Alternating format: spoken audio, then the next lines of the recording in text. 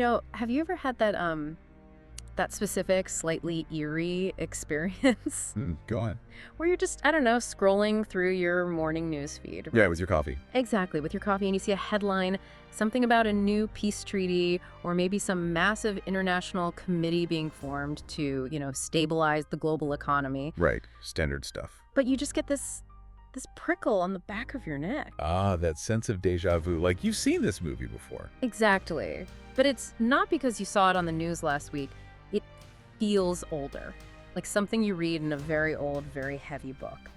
You're looking at a press release that's full of words like safety and security and cooperation, but your brain is just screaming ancient prophecy. It's that weird collision point, isn't Yeah. it? Where modern geopolitics seems to, I don't know, rhyme with something ancient. Yes. Or, to be more specific to what we're talking about today, where it crashes headfirst into biblical theology. It is a huge collision. It's a massive one, and it's a perspective a lot of people might miss if they're not looking for it. But once you see it, you kind of can't unsee it. Right. So today, we're walking right into that tension. We are doing a deep dive into a really fascinating and frankly pretty intense text called The Board of Peace and the Technocratic Tribulation. And we should probably clarify the vibe here right off the bat. The author of this piece, they are not interested in standard political analysis. No, not at all. They are swinging for the fences. They're looking at the current political landscape, specifically maneuvers made by Donald Trump and the formation of this so-called Board of Peace. And they're arguing these aren't just administrative decisions. They believe we are witnessing the real-time fulfillment of end times prophecy. Specifically linking these headlines to the rise of the 10 kings, from the book of Daniel and the book of Revelation. The 10 Kings. It does sound like something out of a fantasy novel. It really does. Or a Game of Thrones episode. But the stakes here are significantly higher than who gets to sit on the Iron Throne. So our mission today is to unpack that argument. To figure out how the author connects a modern, bureaucratic board of peace to a prophetic, technocratic new order. Exactly. And I think it's crucial we set the ground rules here before we really jump in. Yeah, absolutely. What we're doing today is an objective analysis of this source. We're stepping into the author's worldview to see how they connect the dots. Right. We're not here to endorse a political party, and we are definitely not here to preach a sermon. We're just here to explore a very specific interpretation of where the world might be heading. Because whether you agree with the theology or not, the logic the author uses to build this narrative is, well, it's fascinating. It creates a picture where the daily news is actually a countdown clock. It really does. It takes all the chaos of the world and puts this very rigid, very alarming structure on it. So let's start with the catalyst, the event that really kicks off this whole analysis, this Board of Peace. Right. The source material is very focused on this initiative, which is linked to Donald Trump.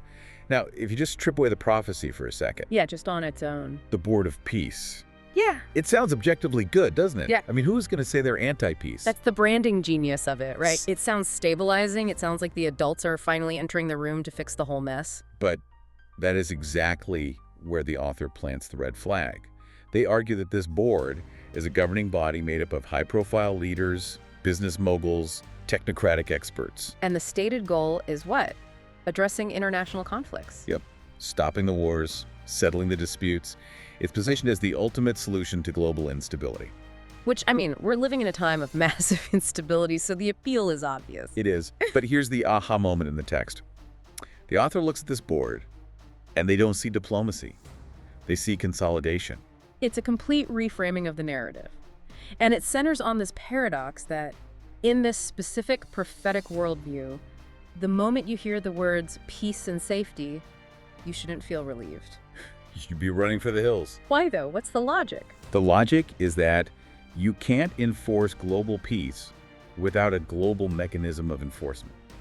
Think about it. Okay. If you really want to stop all conflicts between nations, you need an authority that's stronger than any single nation. A referee, one who can actually hand out penalties. Exactly. So to make everyone safe, you have to make everyone follow the same rules. And to do that, you need a hierarchy that supersedes national borders. And the author is arguing that this specific hierarchy, this board, is the beginning of that. That it fits a very specific mold. Yeah. That it's not just a room full of politicians negotiating treaties. It is, according to the source, the structural foundation for the 10 Kings scenario from the Bible. Okay, we have to unpack 10 Kings, because to the average person that sounds pretty vague. What exactly is this prophecy? It's foundational to biblical eschatology, the study of the end times. The source draws a direct line to the book of Daniel and the book of Revelation. Right. And in those texts, there's a prophecy about 10 kings or 10 powers that rise up at the same time, right before the end. So are we talking about 10 literal people with crowns? Or is it more symbolic? Well, that's the debate, but this author leans toward a structural interpretation. These kings are power centers. They're leaders who consolidate global authority. But here's the twist. Okay. In the prophecy, they aren't the ultimate villain. They're not the big bad. No, they're more like the transition team. The transition. They're the power brokers who set the stage. They hold power for a very brief time. Scripture says 1 hour, symbolically, and this is the key.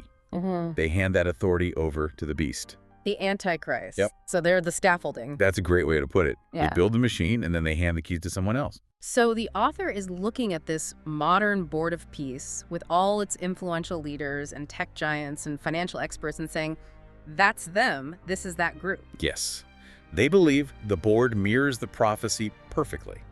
A coalition of authority figures consolidating power, supposedly for peace, but ultimately, in this view, it's to prepare for a transfer of power. It really does transform a political news item into a spiritual milestone. It changes how you read the news completely. You're not just reading about foreign policy anymore, you're watching a cosmic narrative play out. But the source doesn't just stop at the who, the board, it goes deep into the how, because you can't control the world just by sitting in a boardroom. That's right, you need mechanisms. And this is where the technocratic part of the title comes in.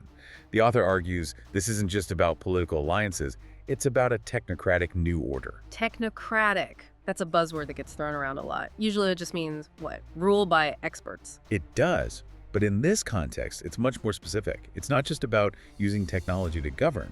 It's about governance by technology. So society isn't just governed, it's engineered. Exactly.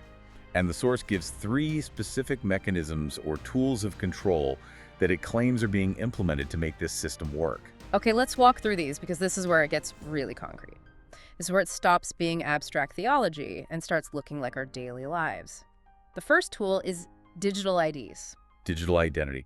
Now, on one hand, the argument for digital IDs is always convenience, right? Sure, it's your driver's license, your passport, your medical records, all in one place on your phone. No more losing your wallet.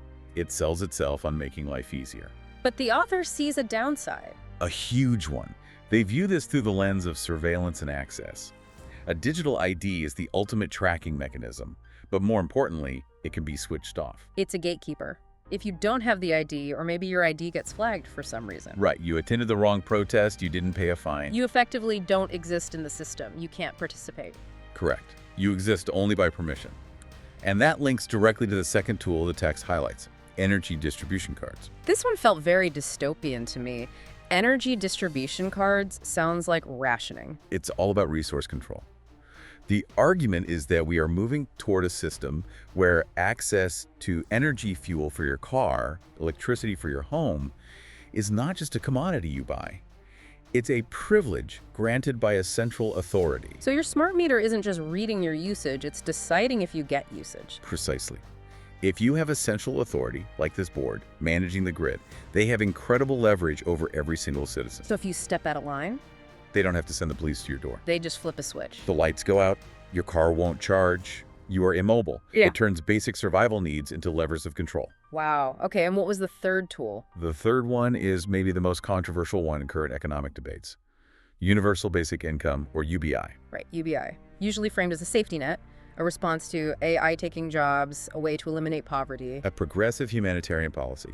But this source sees it differently. Very differently. It views UBI as the final lock in the chain of dependency. If the state is the primary source of your income because, say, robots have taken all the jobs, Then you are completely dependent on that central authority for your daily bread. it fundamentally changes the relationship. You're not a taxpayer funding the government. You're a dependent receiving an allowance. And you can't bite the hand that feeds you.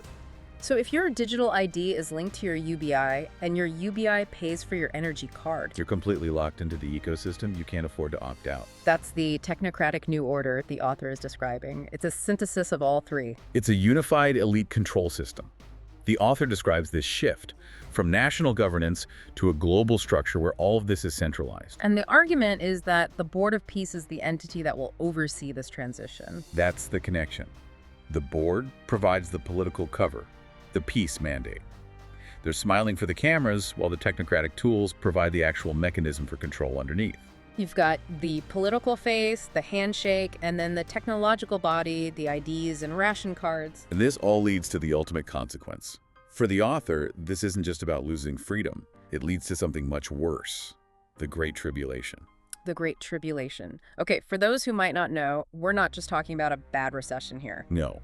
In biblical prophecy, this is the end game, a period of intense suffering and chaos that precedes the final return of Christ. It's the darkest chapter. And the author's primary warning is that these shifts, the board, the technocracy, are the direct precursors to this. The board is essentially a trap. That's a great way to put it, a paradox. It promises peace and safety. Look, we fixed the conflicts, we gave you an income, but the cost is a transition toward this unified system run by the Antichrist. The road to hell is paved with good intentions. Or in this case, the road to the tribulation is paved with convenience and security.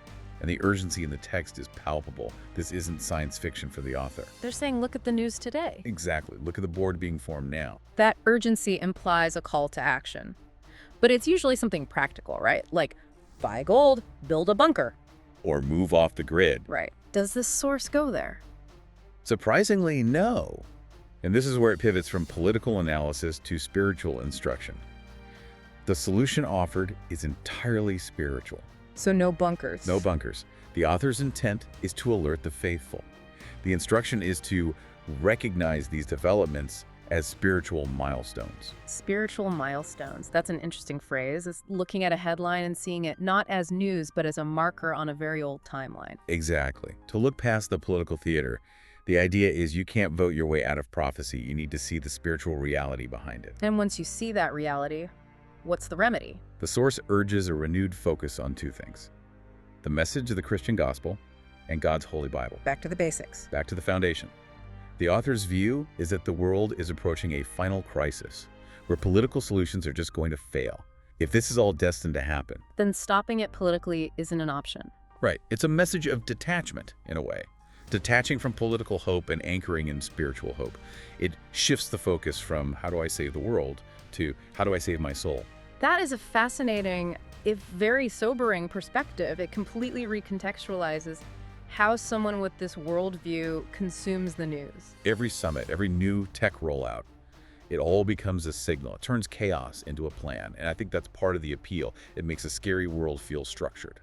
So let's just recap what we've uncovered here. It's been a journey from, the Oval Office to the Book of Revelation. We started with the formation of a political board of peace and how the source sees this not as diplomacy, but as a prophetic warning sign. We linked that board to the ancient prophecy of the 10 kings, the power brokers who set the stage for the end. Then we looked at the mechanism, the technocratic new order, with its tools, digital IDs, energy cards, and UBI, creating a system of total control. And we followed that path to its conclusion, the Great Tribulation, the idea that this promise of peace is actually a gateway to a final crisis. And finally, the call to action isn't political. It's about spiritual vigilance. It's a comprehensive worldview for sure. It takes all these fragmented pieces of our modern world and fits them into one ancient framework. It really forces you to ask questions about the trade-offs we're making. We trade data for convenience, autonomy for security. We all want peace, but we rarely ask what the price tag is. And that leads to the big question this text leaves you with, even if you don't subscribe to the specific theology. The logic itself raises a provocative thought. If the most efficient way to achieve true global peace, to stop all wars, to feed everyone, is through centralized technocratic control, At what point does the cost of that peace become too high? is peace worth it if the price is total control? Is safety worth it if the cost is your freedom to say no? That is something to mull over the next time you tap your card, scan your ID, or cheer for a new peace treaty. Indeed. It's always good to know what you're signing up for. Thanks for joining us on this deep dive. Stay curious, keep your eyes open, and we'll see you next time.